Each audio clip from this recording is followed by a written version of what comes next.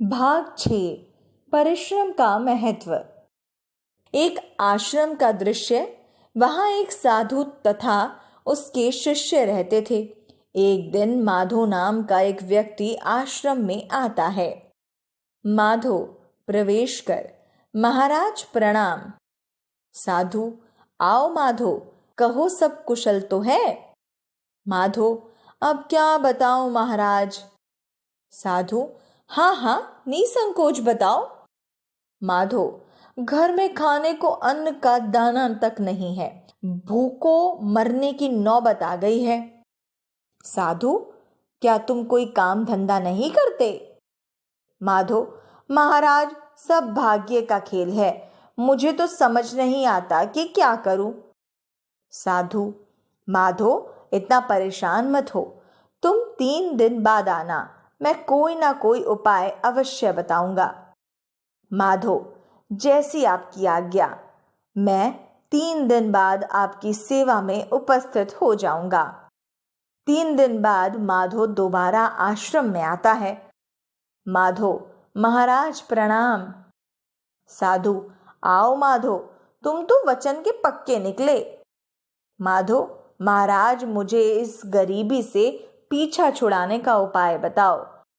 साधु, हाँ, जरूर बताऊंगा, पहले एक पुण्य का काम कर दो।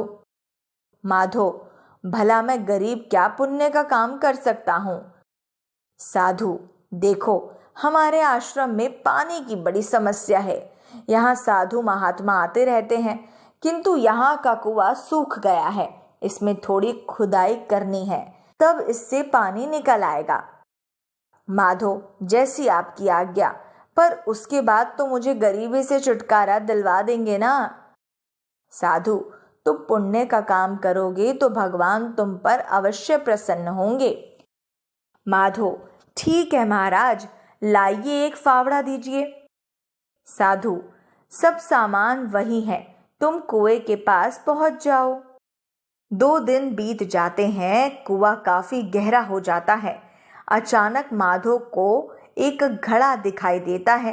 वह उसे उठाकर साधु के पास ले आता है। माधो, घड़ा रखते हुए, महाराज, कुएं से यह घड़ा निकला है। साधु, माधो, इस घड़े का मुंह तो खोलो। माधो, जी महाराज। माधो घड़े का मुंह खोलता है। वह उसमें भरे चांदी के सिक्कों को देखकर दंग रह जाता है। माधो, महाराज, इसमें तो चांदी के सिक्के भरे हुए हैं, लीजिए, संभालिए। साधु, ये तुम्हारे परिश्रम का फल है, इन पर तुम्हारा ही अधिकार है। माधो, ये तो आपकी कृपा है। साधु, नहीं माधो, भाग्य बनाने के लिए कर्म भी करना पड़ता है। कर्म करने से ही फल प्राप्त होता है।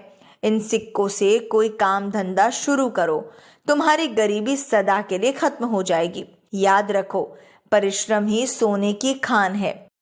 माधो साधु के चरण पकड़ लेता है। माधो, महाराज, आपने मुझे सच्ची राह दिखा दी है। अब तक मैं आलसी था, अब मैं परिश्रम करने में कोई कसर नहीं रखूंगा। साधु, जाओ माधो, काम शुरू करो, तुम्हारा कल्याण हो।